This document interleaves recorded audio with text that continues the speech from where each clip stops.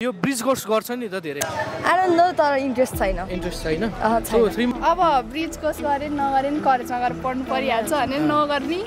कलेजमा लास्टै फाइदा हुन्छ भनेर लेखेको थियो त्यही भएर त्यत्रो महिना घिसी पढ्यो अब त स्किल्सहरु अक्वायर गर्ने घुम्न जाने गर्लफ्रेन्ड पाउने हैन हुन्छ नि त अब एसई को लागि त्यत्रो घस्यो अब यहाँसम्म घुम्न आएको छ फेरि ब्रिज कोर्स गर्न त तपाई पक्कै पनि जानुहुन्न होला किनभने पैसा वेस्ट गर्नु छ भने त बरु नेपाली पोलिटिक्समा बेट गर्नु न त्यसबाट पैसा आइहाल्छ अब गर्यो भने त हुनलाई सजिलो हुने नै हो ब्रिज कोर्स चाहिँ गर्छु किनभने आई थिंक स्किल्स डेभलप हुन्छ यहाँबाट अनि इन्ट्रान्सको लागि पनि सजिलो हुन्छ त्यही भएर यो ब्रिज कोर्स पनि मलाई ब्रिज कोर्स भने थाहा छैन के पुल बनाउने कोर्स हो र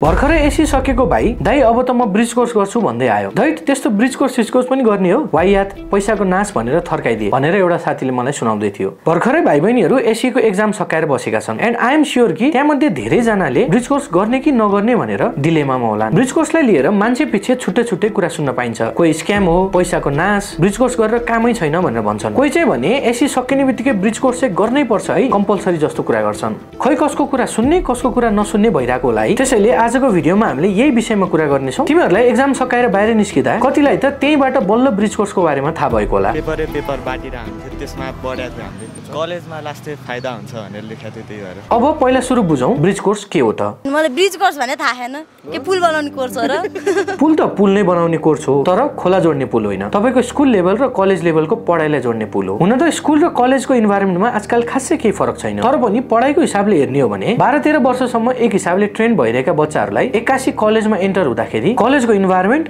स्टडीजलाई एडप्ट गर्न सजिलो होस् भनेर डिजाइन गरेको कोर्स हो ब्रिज कोर्स ब्रिज कोर्समा मोस्ट अफ द टपिकहरु 9-10 क्लासकै हुन्छन् तर स्टुडेन्ट्सहरुलाई फ्यामिलियरिटी होस् भनेर 11 र 12 का केही टपिक्सहरु पनि राखिएको हुन्छ जसको उपलब्धि र आवश्यकता भने म चाहिँ खासै केही देख्दिन साथै ब्रिज कोर्समा 11 को एन्ट्रान्सको प्रिपरेसन पनि गराइन्छ भर्खरै त्यत्रो मेहनत गरेर पढेर एससी को एक्जाम दिएको त अब फेरि 11 को एन्ट्रान्सको लागि कोर्स नै लिएर छुट्टै मेहनत गर्नुपर्छ त्यस्तो गाह्रो हुन्छ 11 को सिलेबसको क्वेशनहरु सोध्छ हो सबै यस्ता क्वेशन्सहरु पक्कै तपाईहरुको मनमा पनि होलान् हो बाबु राम्रो कलेजमा पढ्नको लागि त ब्रिज कोर्स गर्नै पर्छ यदि यस्तो तपाईलाई कसैले भन्दैछ भने त्यसले तपाईको डर बेचेर व्यापार गर्दै छ भन्ने कुरा बुझ्नुहोस् काठमाडौँ भ्याली भित्र सेन्ट जेभियर्स एसओएस र बुढालिङ्गण्ड स्कुलको एन्ट्रान्स भने टफ नै हुन्छन् या नाम निकाल्न गाह्रै हुन्छ तर यी भन्दा बाहेकका अरु कलेजेसहरुको एन्ट्रान्स एक्जाममा सोधिने क्वेशन्सहरु तपाईको 9-10 को बेसिक्स हुन्छ जसको लागि तपाईले दिनमा हाफ एन आवर छुटाउनु भयो भने पनि इनफ हुन जान्छ मार्केटमा एन्ट्रान्स प्रिपरेसनको बुकहरु इजिली अवेलेबल हुन्छन् जसलाई किनेर तपाईले घरमै बसेर पनि एन्ट्रान्सको लागि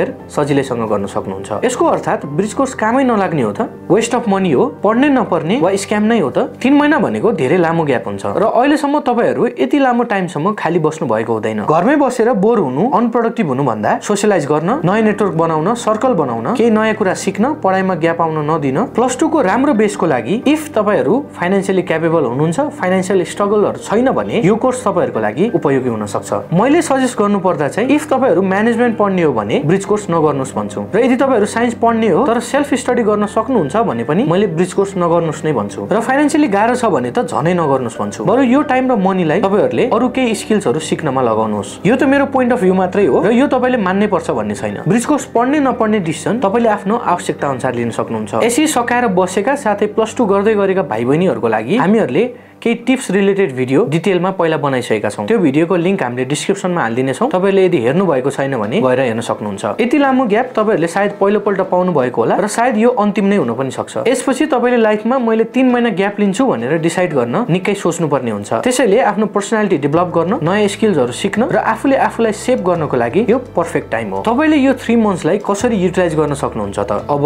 यसको बारेमा कुरा गरौँ सुरुमा त घुम्न जानुहोस् 1 वर्षदेखि तपाईहरुले टाउकोमा एसी को भार बोकेर हिँड्नु भएको थियो खुलेर रमाइलो गर्न नि पाउनु भएको थिएन त्यसैले you guys really need a break तपाईहरु घुम्न जानु भयो भने तपाईहरुलाई मेन्टल रिलिफ पनि हुन्छ अनि नयाँ ठाउँ एक्सप्लोर गर्दाखेरि धेरै नयाँ कुराहरु पनि थाहा पाउन सक्नुहुन्छ नयाँ मान्छेहरुसँग भेट्नुहुन्छ नयाँ नेटवर्किङ पनि बनाउन सक्नुहुन्छ सेकेन्ड डिफरेन्ट टाइप्सको स्किल डेभलपमेन्ट कोर्सेसहरु गर्नुहोस् जस्तै कि basic computer skills MS Office Excel typing graphic designing or editing सिक्न सक्नुहुन्छ सँगसँगै कोडिङ पाइथन एचटीएमएल जाभास्क्रिप्ट अथवा गेम डेभलप गर्न सिक्न सक्नुहुन्छ कम्युनिकेसन स्किल्स किनभने अहिलेको जमानामा कम्युनिकेसन गर्न सक्नु एकदमै इम्पोर्टेन्ट कुरा हो दुवै नेपाली र इङ्ग्लिसमा फ्लुएन्ट हुने गरी कम्युनिकेसन गर्न सिक्नुहोस्, जसको लागि तपाईहरुले पब्लिक स्पिकिङको क्लासेसहरु लिन सक्नुहुन्छ और स्मार्ट क्लब और टोस्ट मास्टरको मेम्बर पनि बन्न सक्नुहुन्छ। Driving, cooking, content creation, content writing जस्ता सफ्ट स्किल्सहरु पनि मजाले सिक्न सक्नुहुनेछ र यी सफ्ट स्किल्सहरुको तपाईको फर्दर लाइफ र करियर शेपिङमा पनि महत्त्वपूर्ण रोल हुनेछ। आफ्नो हबीजहरु एक्सप्लोर गर्नको लागि यो बेस्ट टाइम नै हो। तपाईहरु मध्ये सबैको एउटा न एउटा इन्ट्रेस्ट अफ फिल्ड त पक्कै पनि होला। म्युजिकमा इन्ट्रेस्ट छ, म्युजिक सिक्नुहोस्। डान्स गर्न रमाइलो छ, डान्स गर्न सिक्नुहोस्। आर्टमा एक्सप्लोर गर्न मन छ, आर्ट गर्न सिक्नुहोस्। लेख्न मन लाग्छ भने